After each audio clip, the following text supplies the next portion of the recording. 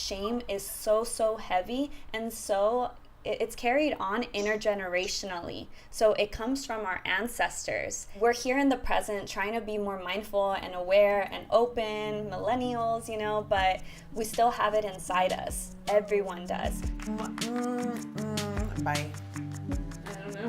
This is making it back. It's definitely not. Welcome back to QUIERO, a show about Latinx who want it all. I'm your host, Priscilla. Thank you so much for tuning back in. If you watched our last episode, you know that this is part 2 of our mental health special. Last episode, we spoke to Patricia Pinto, who is a New York City-based yoga teacher. Today, I will speak to Adriana from LatinX Therapy podcast. Adriana is a licensed therapist based in LA, and her podcast is doing an amazing job at dismantling stigma, but also making resources available to our community and to ourselves for our own mental health care. I got to talk to Adriana about language barriers that we run into as a community, fears that we run into as a community, lack of resources and the things that we can do about it. If you have been thinking of seeing a therapist or your family member needs a therapist, Adriana is just full of tools about how to help you walk through that process. So I'm just gonna hop right in and ask you, obviously, a little bit about your background and what led you to start your podcast. Yeah, so my background, academically, I majored in psychology, and I have known that I wanted to specialize in trauma since then. So I got experience at domestic violence shelters and then sexual assault agencies where we saw survivors of sexual violence. Were you coming from a place of have you dealt with trauma yourself, or did you deal with that as a kid in your own family? Was that a pursuit that you wanted to understand even more? I didn't piece it together, but now that I'm an adult and I can reflect back, I realized that my mom always spoke to us about her traumas.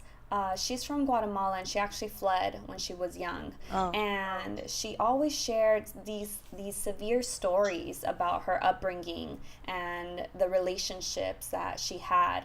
And I think that now as an adult and a professional, that's one of the reasons why it stemmed from it. Her story, though, growing up wasn't unique necessarily, because I heard of other parents who also had similar stories. And I grew up in a low socioeconomic status neighborhood. In doing your own counseling and your own therapy, what is the most common thing that you think you face for your patients? Trauma and anxiety is all over. So that is one thing I get. But in terms of stigmas, I come across the trust, the shame, how people can't necessarily trust a third party, someone that they aren't related to. The shame in even being in the therapy room. They're not supposed to be there. They're not crazy. Do you find yourself convincing people to have to go to therapy, or do you... how does that actually play in your life? Yeah, I'm an advocate for therapy, but I'm not a pusher. So I want people to know the facts about therapy and therapists. We're not going to deport you. That's not a crime. I want them to know that there are certain guidelines, such as confidentiality. We are the holders to many things. There are some things we can't hold on to, if they want to commit suicide, hurt someone else, child abuse, elder abuse, abuse on a disabled person. But outside of that, we're good to go. So when I tell people that, a lot of people are so surprised by these things. They're like, oh, I thought, my mom taught me that I can't trust a social worker or a therapist because you guys report everything. But that's not the case. It sounds like things that affect our community, our Latinx community, are a lack of knowledge about what therapy really is, Yes. Stigma, Yes. Fear. Mm-hmm. What are some other things that you've come across that are difficulties of mental health within our community that affect us in a particular way? Yeah, the language barrier. There are not too many Spanish-speaking therapists, and then within therapists that do speak Spanish, there are no clinical dictionaries that help us translate. So many of us have to get together and brainstorm, or just brainstorm on our own the clinical language to be able to help someone in the room. That is so real. That's so, I just went home, and as you know, a family member of mine went through a manic episode, and I found it amazing. I was like looking for the correct papers. I had to translate for my family involved, and I was trying to find the correct medical papers that I could give to them so that they can do their own reading on their part. And it was a difficult thing.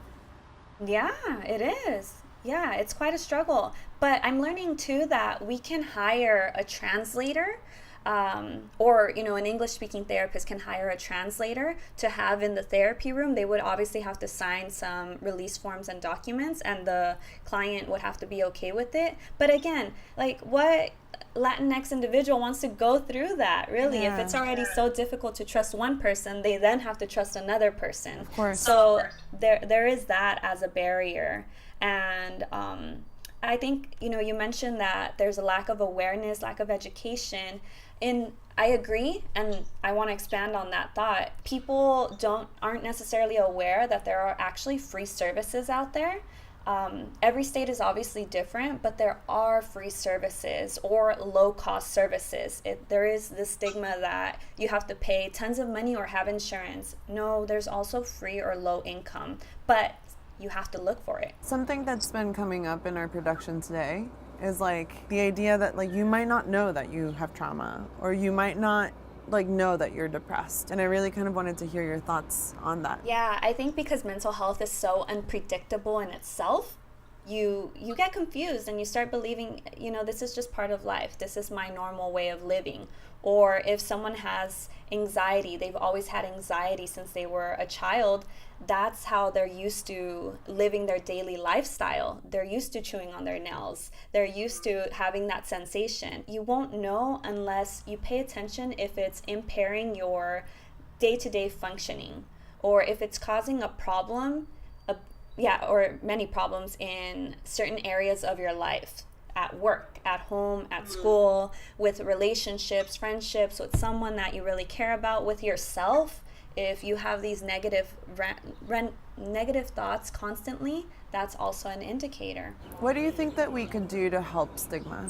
Simply talking about it so that we can normalize the language and normalize the symptoms. It's really important to be mindful of the language that one is using and not say, because Sally had a manic episode, she's crazy. Right. So being very careful of using crazy or psychotic, you're such a psycho, such language is very, very stigmatizing. And it really scares people that actually have illnesses and are struggling to come out and talk about it. So it's a counter effect that we need to take care of to dismantle. What's like the biggest obstacle that you have experienced, both like within your practice, but also see within the community? Like, what are you engaging with that you're like, oh, this is hard and I keep coming up against this? Our people just do have that struggle with their own shame, and it takes them so let's say they've been in sessions with me for over a year. It could take them that amount of time to just come out with something that they've held on to for so long. So we can have an amazing bond and trust, but there's still that shame inside them that's keeping them from opening up completely, which is okay, but that's just the reality of it. Shame is so heavy, and so it's carried on intergenerationally. So it comes from our ancestors, and that shame has that stigma. It's like a ball that is just passed on from family to family.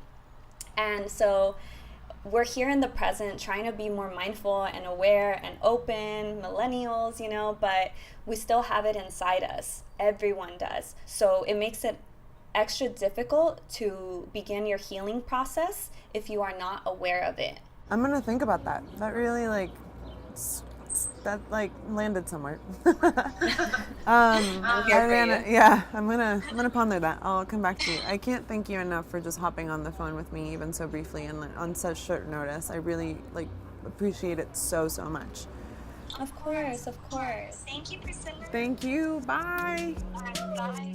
Thank you so much for watching. I hope you learned a ton. Make sure you follow Adriana on her podcast, LatinX Therapy, and also LatinX Therapy on Instagram. Next up is Lorena Rusi. Lorena is a New York City-based stand-up comedian. We got the chance to interview Lorena and their family. It's gonna make you cry. It's gonna make you laugh. So stay tuned for part 3 of our mental health special. And if you haven't already subscribed, girl, I'm gonna let you subscribe right now. Thank you. Subscribe to our channel. It's a key to the show.